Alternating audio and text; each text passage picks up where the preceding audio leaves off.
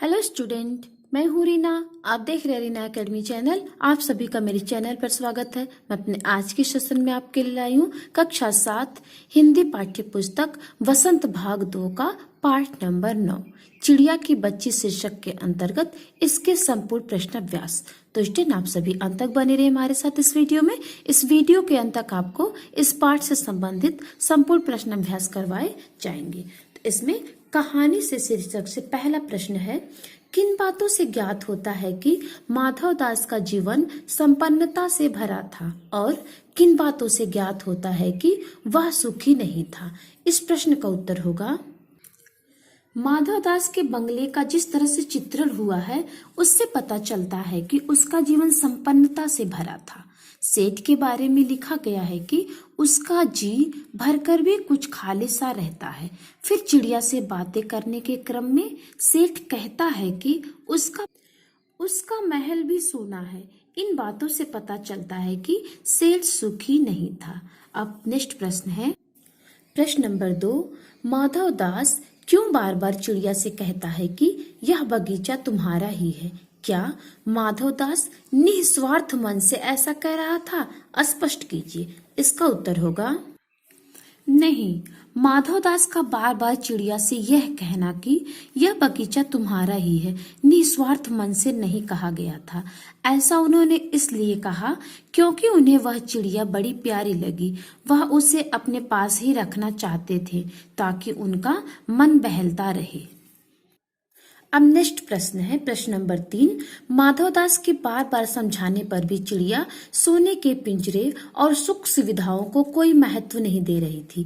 दूसरी तरफ माधव दास की नजर में चिड़िया की जिद का कोई तुक न था। माधव दास और चिड़िया के मनोभावों के अंतर क्या क्या थे, अपने शब्दों में लिखिए। इसका उत्तर लिखेंगे हम। माधव दास और चिड़िया का मनोभाव एक दूसरे के विपरीत था, यानी अलग था। एक तरफ माधव दास के लिए भौतिक सुख यानी धन संपत्ति से बड़ा कोई न था, वहीं दूसरी तरफ चिड़िया के लिए आत्मिक और पारिवारिक सुख ज्यादा महत्वपूर्ण थी। उसके लिए माँ की गोद सबसे ज्यादा प्यारी थी। उसे मोती और सोने के मूल्य से मतलब नहीं था, इसलिए उसने माधव दास के बार बार समझाने पर भी सोने के पिंजरे और सुख सुविधाओं को कोई महत्व नहीं दिया। दूसरी तरफ माधव दास की नजर में चिड़िया की जिद बेतुकी थी। अब नेक्स्ट प्रश्न है, प्रश्न नंबर 4, कहानी के अंत में नन्ही चिड़िया का सेठ के नौकर के पंजे से भाग निकलने की बात पढ़कर तुम्हें कैसा लगा? 40, 50 या इससे कुछ अधिक शब्दों में अपनी प्रतिक्रिया लिखिए। इसका उत्तर लिखेंगे हम। कहानी के अंत में नन्ही चिड़िया के सेठ के नौकर के पंजे से भाग निकलने की बात पढ़कर मुझे बहुत अच्छा लगा, क्योंकि माधव दास उसे अत्यधिक प्रलोभन यानी लालच देता है कि वह उसके पास रह जाए, पर चिड़िया नहीं मानती। अंत में वह उसे अपने नौकर से पकड़वाना चाहता है, लेकिन चिड़िया भाग निकली। यदि चिड़िया न भागती तो सदा के लिए उसके पंजे में फंस जाती और कभी अपनी माँ से नहीं मिल पाती। अब नेक्स्ट प्रश्न है, प्रश्न नंबर 5, माँ मेरी बाट देखती होगी। बाट यानी राह। नन्ही चिड़िया बार बार इसी बात को कहती है। आप अपने अनुभव के आधार पर बताइए कि हमारी जिंदगी में माँ का क्या महत्व है। इसका उत्तर लिखेंगे हम। माँ का हमारे जीवन में बहुत महत्वपूर्ण स्थान है। वो हमें जन्म देती हैं, हमारा पालन पोषण करती हैं और दुनिया के बुरे भले चीजों से अवगत कराती हैं। वह सुख दुख में भी हमारा साथ नहीं छोड़ती। वही बच्चे की पहली दोस्त और अध्यापिका भी होती है। अब नेक्स्ट प्रश्न है, प्रश्न नंबर 6, इस कहानी का कोई और शीर्षक देना हो तो आप क्या देना चाहेंगे और क्यों? इसका उत्तर लिखेंगे हम। इस कहानी का एक और शीर्षक सच्चा सुख भी रख सकते हैं, क्योंकि यहाँ धन दौलत वाले व्यक्ति को कोई सुखी ना बताकर एक चिड़िया को सुखी दिखाया है जिसके पास अपना परिवार है।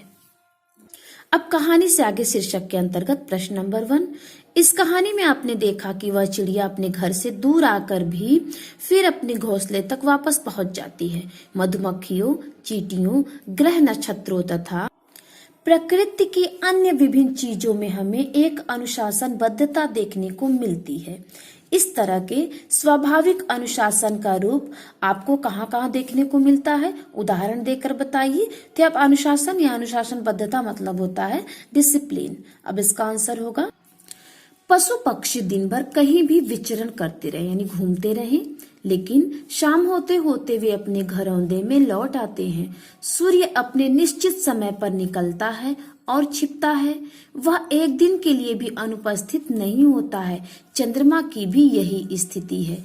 प्रकृति में दिन रात का एक क्रम बना हुआ है जिसमें परिवर्तन नहीं होता है। अर्थात स्टूडेंट, इस प्रश्न के माध्यम से इसके उत्तर में हम आपको बताना चाहते हैं कि जो भी पशु पक्षी होते हैं वो दिन भर कहीं भी घूमते रहें, लेकिन शाम होते होते पक्षी अपने घोंसले में और पशु अपने अपने जहाँ भी उनके रहने का स्थान होता है वापस लौट आते हैं।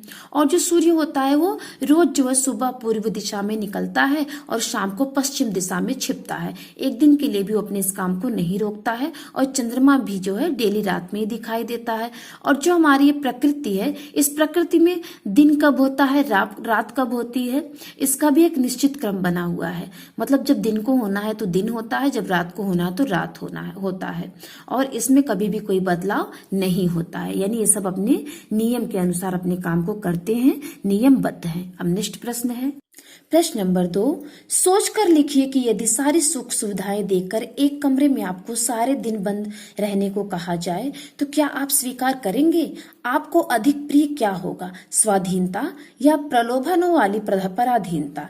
ऐसा क्यों कहा जाता है कि पराधीन व्यक्ति को सपने में भी सुख नहीं मिल पाता? नीचे दिए गए कारणों को पढ़े और विचार करें। क, क्योंकि किसी को पराधीन बनाने की इच्छा रखने वाला व्यक्ति स्वयं दुखी होता है, वह किसी को सुखी नहीं कर सकता।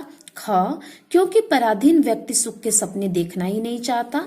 ग, क्योंकि पराधीन व्यक्ति को सुख के सपने देखने का भी अवसर नहीं मिलता। इसका उत्तर लिखेंगे हम। सारी सुविधाएं प्राप्त करके भी हम एक कमरे में रहना स्वीकार नहीं करेंगे, क्योंकि हमें सदा स्वाधीनता ही प्रिय होगी, न कि प्रलोभनों वाली पराधीनता। यानी हम अपने अधीन यानी अपने खुद की इच्छा से रहना चाहेंगे, किसी दूसरों के लालच में मतलब किसी दूसरे के दिए गए लालच में आकर के उसकी इच्छा के अनुसार नहीं रहेंगे। क्योंकि पराधीनता का अर्थ है पर के अधीन, अर्थात दूसरों की इच्छा से कार्य करना। अब इसमें जो स्टूडेंट जो पॉइंट दिए हुए क ख ग के अंतर्गत, तो उस पॉइंट पर छात्र स्वयं विचार करें। अब नेक्स्ट प्रश्न है अनुमान और कल्पना शीर्षक के अंतर्गत आपने गौर किया होगा कि मनुष्य, पशु पक्षी इन तीनों में ही माएं अपने बच्चों का पूरा ध्यान रखती हैं। प्रकृति की इस अद्भुत देन का अवलोकन कर अपने शब्दों में लिखे। इसका उत्तर लिखेंगे हम। ममत्व और वात्सल्य की भावना केवल प्राणी मात्र में ही पाई जाती है। जन्म देने वाली माँ व जन्म लेने वाले शिशु में एक स्वाभाविक संबंध होता है। यही कारण है कि मनुष्य, पशु पक्षी इन तीनों में ही माएं अपने बच्चों का पूरा ध्यान रखती हैं। अर्थात स्टूडेंट, जो इंसान होते हैं वो तो अपने बच्चों से प्यार करते ही हैं, लेकिन अगर पशु पक्षी की बात की जाए तो उनके अंदर भी ममत्व यानी माँ की ममता का प्यार और वात्सल्य यानी अपने शिशु को जन्म देने के बाद या अपने शिशु को देख करके जो प्यार उमड़ता है उसको वात्सल्य कहते हैं। तो ऐसी भावनाएं देखने को मिलती है। अब नेक्स्ट प्रश्न है भाषा की बात शीर्षक के अंतर्गत प्रश्न नंबर 1। पाठ में पर शब्द के 3 प्रकार के प्रयोग हुए हैं। क, गुलाब की डाली पर एक चिड़िया आन बैठी। ख, कभी पर हिलाती थी। ग, पर बच्ची कांप कांप कर माँ के छाती से और चिपक गई। तीनों पर के प्रयोग 3 उद्देश्यों से हुए हैं। इन वाक्यों का आधार लेकर आप भी पर का प्रयोग कर ऐसे 3 वाक्य बनाइए जिनमें अलग अलग उद्देश्यों के लिए पर के प्रयोग हुए हैं। तो इसका उत्तर लिखेंगे हम। तो यहाँ पे पहला पर का अर्थ है स्थान, दूसरे पर का अर्थ है पंख, तीसरे पर का अर्थ है लेकिन। तो यहाँ पे स्थान से अर्थ यहाँ पे हम वाक्य बनाएंगे। स्थान अर्थ में बंदर पेड़ पर बैठा है, तो यहाँ पे पर शब्द का अर्थ स्थान से हो गया। अब दूसरे पर का अर्थ है पंख और इस पंख अर्थ से हम वाक्य बनाएंगे। पर्वतों पर फैले बादल ऐसे प्रतीत हो रहे थे जैसे पक्षी ने अपने पर फैलाए हों। तो यहाँ पे पर का अर्थ है पंख और यहाँ पे तीसरे पर का अर्थ है लेकिन।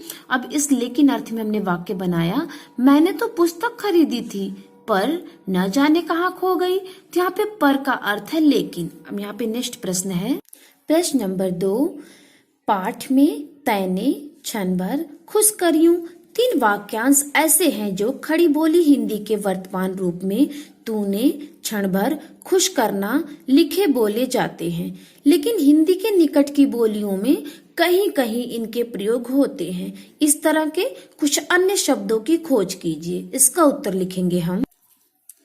यहाँ पे करियो, करियो का अर्थ है कीजिए। मन्ने, मन्ने का अर्थ है मैंने। आ गई का अर्थ है आ जाओ। बारी, बारी का अर्थ है तुम्हारी। छोरा, छोरा शब्द का अर्थ है लड़का। तो स्टूडेंट, आज की वीडियो में बस यहीं तक, क्योंकि हमने लेसन नंबर 9 चिड़िया की बच्ची पाठ का संपूर्ण प्रश्न अभ्यास कंप्लीट किया। तो मिलते हैं हम आपसे अपने अगले वीडियो में। तब तक के लिए धन्यवाद।